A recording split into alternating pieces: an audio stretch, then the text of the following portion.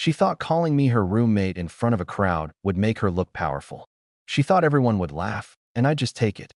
And they did laugh, right up until I showed every single person there exactly who she really was. Before we dive in, make sure to subscribe, like, and leave a comment telling me what you would have done. Now, let's get into it. My name is Mark. I'm 48 years old, been married to my wife, Jessica, for 7 years. And in those 7 years, I believed in loyalty, partnership, and respect. All the things a marriage should be built on. Jessica? She believed in attention. And lately, she needed more and more of it. The signs had been creeping in for months. She started staying late at work, but never stressed, always glowing. She changed her wardrobe, shorter dresses, higher heels, heels she never wore when we went out together. And her phone? That thing was glued to her hand like it paid the mortgage. Still, I told myself not to assume the worst. Marriage has seasons, right? Maybe this was just a cold one. So when she asked me to go with her to a friend's birthday party, a high-end mansion party hosted by one of her old coworkers, I thought maybe it was a chance for us. A reset.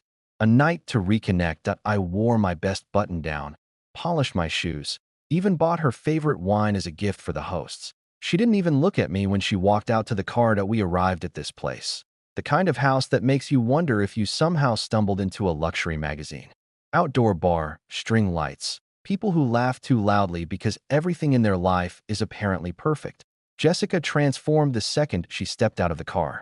She unbuckled her seatbelt, checked her lipstick in the mirror, and by the time she opened the door, she was already party Jessica. Hair flips, big smiles, scanning the place like she was auditioning for a new life. "Oh my God, that's Tyler from college," she gasped, already halfway across the driveway before I'd even locked the car. I followed her inside quietly, carrying her purse, of course. Because that's what I did. I was useful. I was dependable. I faded into the background while she made her grand entrance. For the first hour, I just stood there, handing her whatever she asked for. A napkin, a drink, her phone so she could show someone a picture. Her laugh echoed over the music, exaggerated and flirty. Guys noticed her. Young guys. The kind who still spend 2 hours a day at the gym and think life is a competition. They're always winning. She loved it. They kept complimenting her. She leaned in too close, touched arms too comfortably, laughed at jokes that weren't funny. She was putting on a show, and I was the guy carrying her props. At one point, a tall guy with model-level abs started telling her about his fitness routine. She practically melted. Meanwhile, I stood 2 feet away holding 2 drinks. One for her new friend if she needed it. But the real moment came later. We were near the kitchen island when her cousin Abby walked over. A woman who'd always been kind to me, always treated our marriage with respect. "How are you two doing?" she asked warmly. Still enjoying that newlywed spark? Jessica didn't miss a beat. Didn't even look at me. She raised her glass dramatically and said loud enough for the entire kitchen to hear. "What marriage? I'm basically single.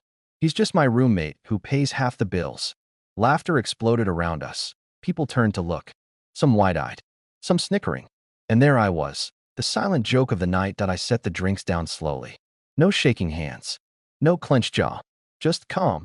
Too calm, Jessica noticed. Her smile faltered for half a second. I leaned close enough for only her to hear. "Well, if I'm just a roommate, then I'm sure you can find yourself a ride home tonight." Her eyes widened. "Mark, stop. You're being dramatic." But I was already walking out. No yelling. No scene. Just a man finally choosing dignity over humiliation. The air outside felt cooler. Lighter. My heartbeat slowed with every step toward the car. As I got in and drove away, I didn't feel angered. I felt free. The quiet ride home was the most peaceful 20 minutes I'd had in a very long time. When I walked into our house, for the first time in years, it didn't feel like hers. It felt like mine. I sat at the kitchen table, hands folded, breathing deeply. And in that moment, I realized something. Jessica didn't break our marriage in one night. She just finally said out loud what she'd been acting like for months. She thought I'd always stay. She thought I'd always be the man in the background. But she had no idea who she was dealing with now. The house was quiet when I walked in, but it didn't feel empty. It felt like possibility. I brewed myself a cup of coffee, even though it was late. I wasn't tired. My mind was finally awake. For years, I let things slide. The small comments. The jokes at my expense. The flirting I told myself was harmless. I swallowed it all because I believed marriage required patience. But that night, I realized patience without respect is just slow self-destruction. I sat down with a notepad and wrote one line at the top. What has my marriage really become? Beneath it, I started listing things I could no longer ignore. Her calling me boring in front of her friends. Her staying out late with no explanation. Her criticizing everything from my clothes to my job. Her constant comments about how other men were more successful or ambitious. The list grew longer and longer until 3 full pages stared back at me. Hard evidence of disrespect I'd allowed. Around midnight, my phone started buzzing. Then buzzing again. Jessica was texting. At first demanding, then annoyed, then angry. Come pick me up. I can't believe you left me. Answer your phone. This isn't funny. Where are you? Hello? Fine. I'll find someone else to bring me home. Not one apology. Not one shred of understanding. Just expectation. Entitlement. At 2:45 a.m., I heard the garage door creak open. She stumbled into the house, heels clacking randomly, the scent of wine and cheap cologne trailing behind her. She didn't say a word as she passed the kitchen. She paused at the stairs, swaying slightly, like she wanted to fight but didn't have the balance for it. She trudged upstairs, and a moment later I heard the bathroom door slam. Then the shower. Then muffled curses. I stayed where I was. Calm. Still. When she finally collapsed into bed next to me, I kept breathing evenly, pretending to sleep. If she thought I didn't care anymore, she wasn't wrong. The morning came harsh and bright. She stormed into the kitchen wearing sunglasses, even indoors. Are we going to talk about your little stunt last night, or are you going to keep pretending to sleep? She snatched a mug from the cabinet, slamming it harder than necessary. I poured myself coffee and took a slow sip. What exactly do you want to talk about? You abandoned me at a party like some psychotic child. I raised a brow. I just gave you the freedom you told everyone you already had. You humiliated me in front of 20 strangers. No, Jessica. You handled the humiliation part all by yourself. She scoffed and crossed her arms. It was a joke. Everyone knew I was kidding. I didn't laugh. Neither did your cousin. She rolled her eyes and muttered something under her breath. Then she said, Fine, you're obviously mad. So what do you want from me? An apology? A prize? A medal for putting up with your mood swings? I just stared at her, silent, emotionless. That scared her more than shouting ever could. The next few days were strangely calm. Too calm. She tried to pretend everything was normal. She acted sweet, brushed my arm when passing by, asked about my day. But I wasn't responding the way she expected. My silence made her uncomfortable because she didn't know what it meant. She wasn't used to being the one who didn't know the rules of the game. Wednesday evening she snapped. Why are you acting like this? Like what? Like a zombie. Like nothing bothers you. Everything used to bother you. I shrugged. I'm seeing things more clearly now. That answer suspiciously wiped the confidence off her face. Thursday afternoon, I took a personal day from work. This time not to think, but to prepare. I started gathering paperwork. Bank statements. House deed. Insurance forms. All the documents I once assumed we'd share for a lifetime. As I worked, something inside me kept shifting. The weight I'd been dragging for years began lifting. I drove to see a divorce attorney whose office smelled faintly of old carpet. He greeted me with a handshake firm enough to remind me that some men in this world still understand respect. I explained the situation while he scribbled notes. When I finished, he leaned back in his chair. This isn't about jealousy. This is about dignity. I nodded. Exactly. And you're ready to move on this? More ready than I've ever been for anything. All right then. We can file within 2 weeks. My signature hit the papers like a hammer striking iron. By the time I drove home, the sun was setting behind the trees. Everything looked clearer in that orange light. I walked into the house and Jessica was sitting on the couch in leggings and a tank top, scrolling her phone but not really reading anything. Hey, she said flatly. Hey, how was work? Productive. Very productive. She looked at me like she could sense something moving beneath the surface, but she had no idea what it was. Good. She went back to scrolling. I sat down across from her and watched quietly as she kept tapping her screen. She pretended not to notice. But she did. She was nervous. And she should have been. Because the man who stood silent at that party wasn't going to be silent much longer. This time, I wasn't going to wait for her to ruin the next moment. This time, I would choose the moment myself. Friday morning arrived with a tension you could feel in the walls. Jessica walked into the kitchen wearing a carefully selected outfit, hair curled, Makeup perfect, like she expected the world to adore her again. She reached for the coffee pot and stopped. You didn't make any for me? She asked, voice dipped in irritation. Roommates handle their own coffee, remember? I said it without lifting my eyes from the newspaper. She froze, a slight tremor in her breath. You're still on that? Still? It's been less than a week since you declared to a room full of strangers that I was no longer your husband. She huffed, slammed a cabinet door, grabbed her purse, and left without another word. I watched her car pull away. The house felt calm again. Around 2 p.m., I got a call from the attorney's office. Everything was set. The papers would be served at her workplace in the next hour. I thanked them and hung up, feeling steady. I wasn't celebrating. I wasn't nervous. I was certain. My phone buzzed at 3:17 p.m. What the hell did you just do? Then it buzzed again. Are you crazy? Are you seriously trying to divorce me? I locked my screen and continued working. Let her simmer in her shock. The second I got home, the storm hit. Jessica was pacing like a trapped animal. Her eyes were wide, her voice tight and trembling. How dare you go behind my back like this? Divorce? Are you out of your mind? You already divorced me in every way except legally. I'm just finishing the paperwork. That's not fair. She shouted. You're doing this because of a joke? A joke is calling your coworker a clown. Calling your husband a roommate is a declaration. Oh, please, Mark, you're being dramatic again. You never take a joke. Then maybe you should stop telling jokes that make a fool out of me. She opened her mouth, then shut it. And for the first time, I saw something other than arrogance in her face. Fear. Real fear. Saturday morning, she switched tactics. She made waffles, bacon, fresh fruit. The works. Good morning, she said cheerfully, but her voice cracked slightly. Breakfast? I pulled out my own cereal and milk. Looks good. Enjoy. She stared like she couldn't believe I wasn't eating the food she made. So this is how you're going to treat me now? I'm treating you exactly how you treated me. You showed everyone I meant nothing. I'm just returning the favor. She slammed her fork down. I messed up, okay? People say stupid things at parties. Then why do you look so scared? If it was just stupid words? She stood there, trapped by her own silence. That afternoon, she followed me around the house like a shadow, asking questions, probing, trying to decode my thoughts. What did your lawyer say? When will this be final? What are we going to do about the house? Are you just going to kick me out? She asked them rapid fire, panic rising like smoke. I'll let the court decide everything. That's what the process is for. You're ridiculous. This is ridiculous.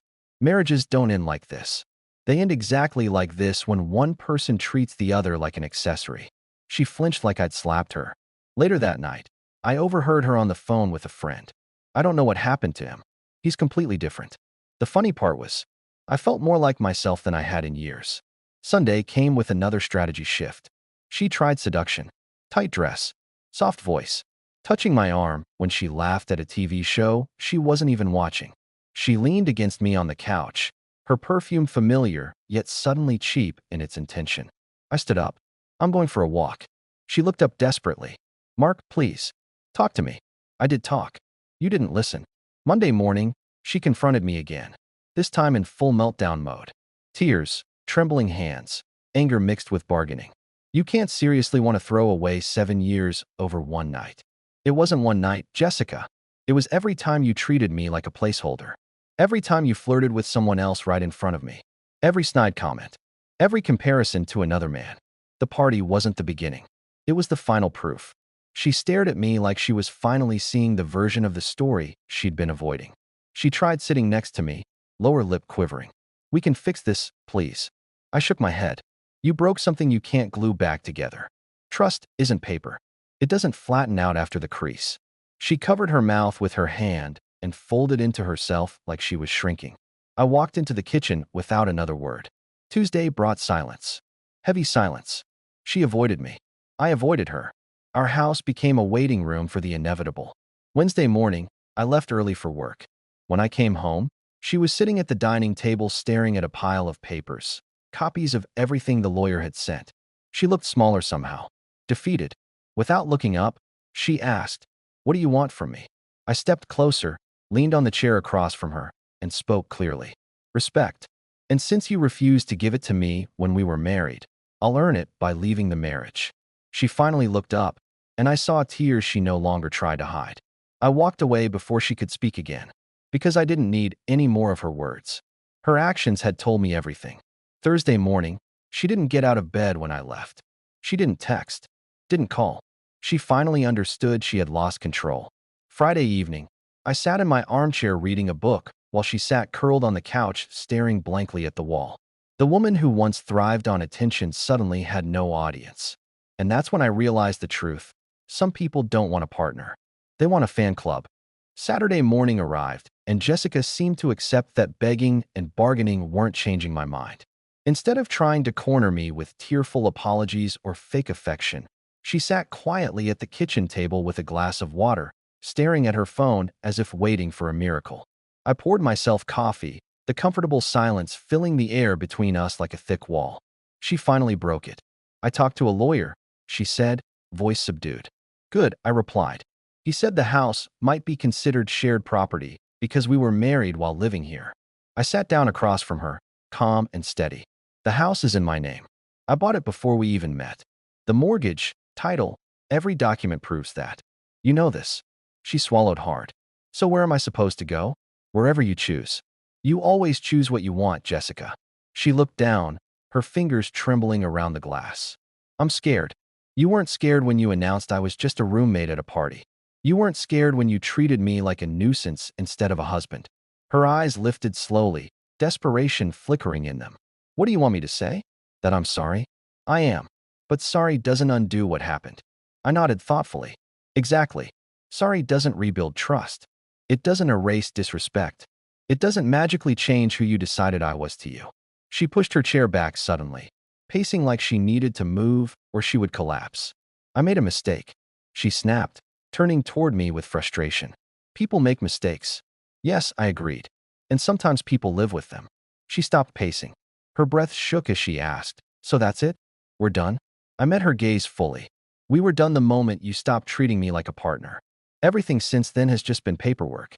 A tear slid down her cheek. She brushed it away angrily. "I don't deserve this." "You're right. You deserve exactly what you created." Monday was her deadline. She packed slowly, as if hoping the universe would deliver a last-minute rescue. But no one came. Sunday evening, she stood near the door with 2 suitcases and a trembling jaw. I waited while she collected herself. Finally, she asked the question she'd been holding hostage in her throat. "When did you stop loving me?" I didn't hesitate. "When you stopped respecting me." She nodded like she'd expected that answer all along. Maybe she had. She pulled the handle of her suitcase up and whispered, "I do hope you find someone who appreciates you." "I already found him," I replied. "Me." She closed her eyes tightly, steadying her breath, then opened the door and walked out. No dramatic slam, just a quiet click that sounded like freedom. The house exhaled with me. I looked around the living room, still mine, still peaceful, and sat on the couch. Just me, a dim lamp, and a silence that finally felt like peace instead of punishment. The next few weeks passed like a slow sunrise. I cooked meals I enjoyed, played music without her complaining about my taste, went for walks and remembered what fresh air felt like. And for the first time in years, I looked in the mirror and recognized the man staring back at me. A man who no longer carried the weight of someone else's insecurity. A man who chose dignity. 6 months later, people occasionally asked about Jessica. I told them the truth. We weren't good for each other anymore. I didn't mention the party. I didn't mention the humiliation.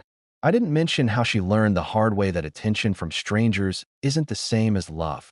She was seen around town sometimes, always alone, sometimes with that look, the look of someone who finally understands the value of what they lost.